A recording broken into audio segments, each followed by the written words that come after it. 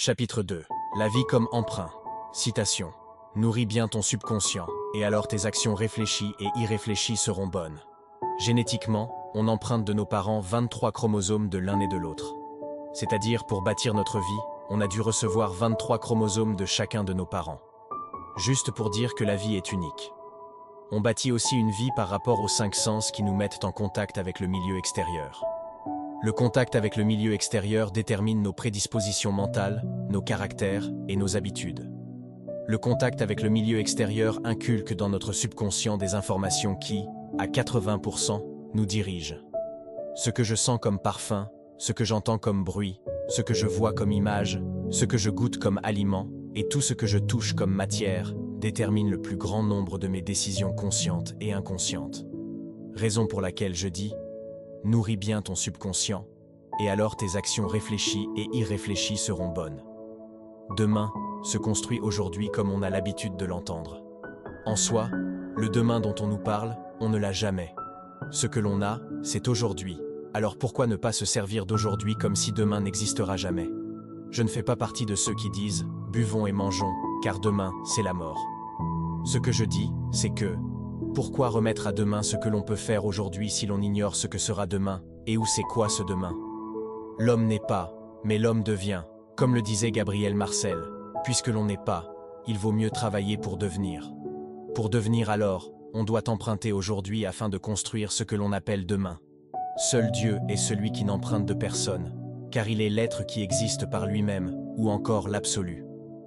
Lorsque l'homme cessera d'emprunter, alors il deviendra Dieu. Mais il ne le pourra jamais, car dès le commencement, il a emprunté l'image de son Créateur. Genèse 1, 27.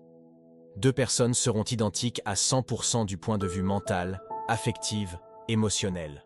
Si et seulement si elles ont écouté les mêmes choses, elles ont parcouru les mêmes écoles, ont eu les mêmes professeurs, entendu les mêmes choses, touché les mêmes choses, ressenti les mêmes choses, c'est seulement en ce moment que l'on peut dire qu'elles sont identiques.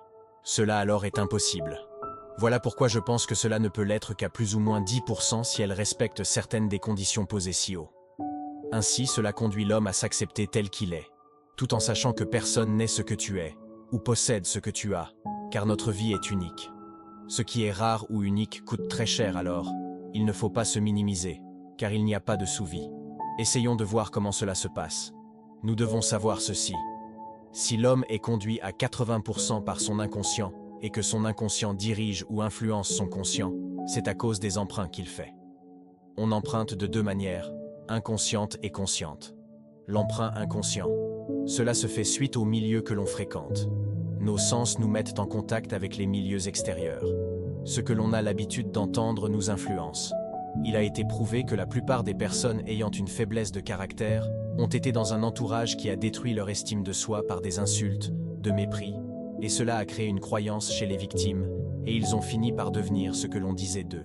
Ainsi faisons attention à ce que l'on entend dire de nous. Ecclésiaste 7, 21.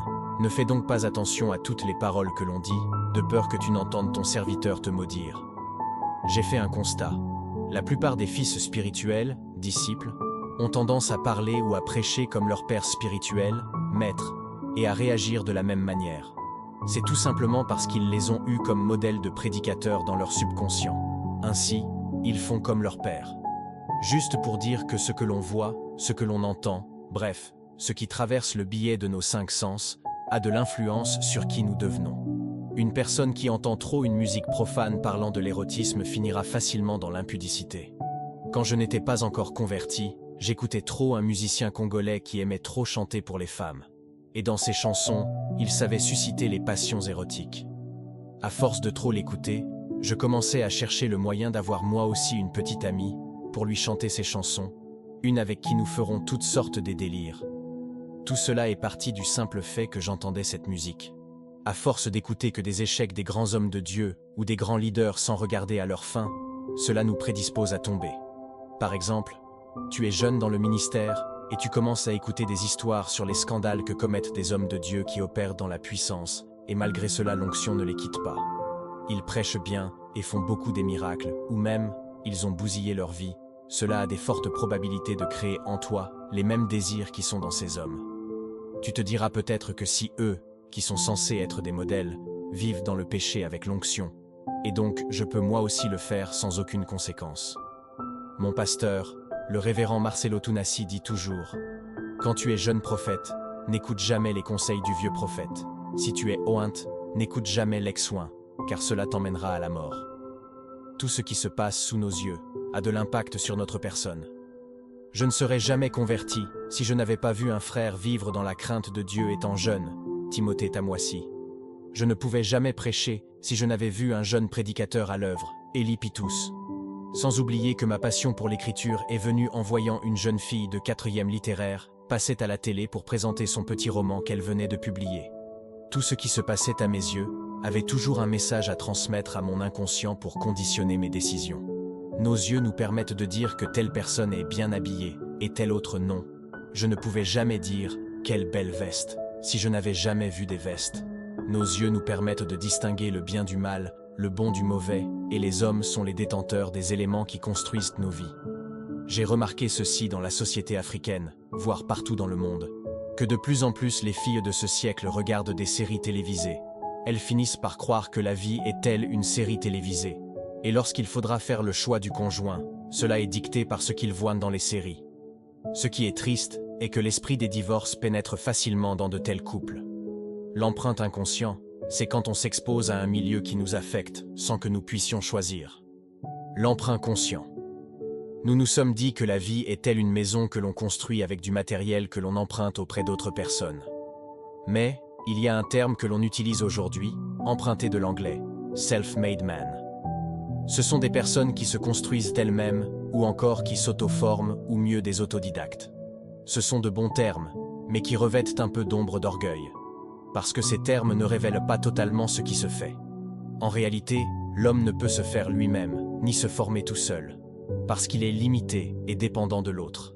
Prenez un homme et mettez-le parmi les loups, il sera tel un loup. Mettez-le parmi les gorilles, et il sera Tarzan, mort de rire. Simplement pour dire que l'homme a besoin d'un autre homme auprès de qui il doit aller, soit consciemment ou inconsciemment pour apprendre. Comprendre cela, c'est avoir la notion de l'humilité. Ainsi, puisque nous parlons de l'emprunt conscient, nous comprenons que l'homme doit s'humilier pour prendre une connaissance chez son semblable. Comment cela se fera-t-il? C'est par des formations. La formation que tu prends détermine où tu vas et ce que tu deviendras. Toute formation a toujours deux étapes, l'étape de la généralité et celle de la spécialisation. L'étape de la généralité est celle où l'homme est face à plusieurs connaissances, et parmi toutes ces connaissances, il doit choisir celle qu'il aime et ce qui correspond au moule de sa vie, c'est-à-dire la direction ou la forme que doit prendre sa vie.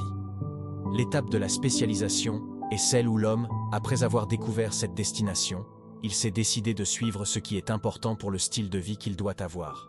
Là, il n'est pas dispersé, il occupe un poste et joue un rôle précis. Cette étape est aussi importante que la première, mais elle demande plus de conscience, de maturité et beaucoup de spiritualité sans laquelle il ne fera que suivre un chemin sans destination. Le devenir se cache dans l'apprentissage. Quand Dieu te dit qu'il t'utilisera, demande-lui qui sera mon professeur. Parce que le type de professeur que tu as détermine la qualité de la formation que tu auras. Moïse a eu Jéthro, Josué a eu Moïse, Élisée a eu Élie, Timothée a eu l'apôtre Paul. Les apôtres ont eu le Seigneur Jésus-Christ. Les formateurs t'introduisent dans ton devenir, essuient le trône de ta réussite et te donnent le menu de ta destinée. Nous leur devons du respect, car certains sont des pères spirituels. Ils peuvent avoir un mot à dire sur notre devenir quand bien même Dieu aurait dit un mot sur notre vie. Par exemple, Dieu avait béni Noé et ses fils dont Cham, Genèse 9, 1-2, mais quand ce dernier a touché à la dignité de son père, Noé a transformé sa bénédiction en malédiction. Genèse 9, 25. Alors, nous devons du respect et de l'honneur à nos formateurs pour que notre emprunt conscient se passe correctement.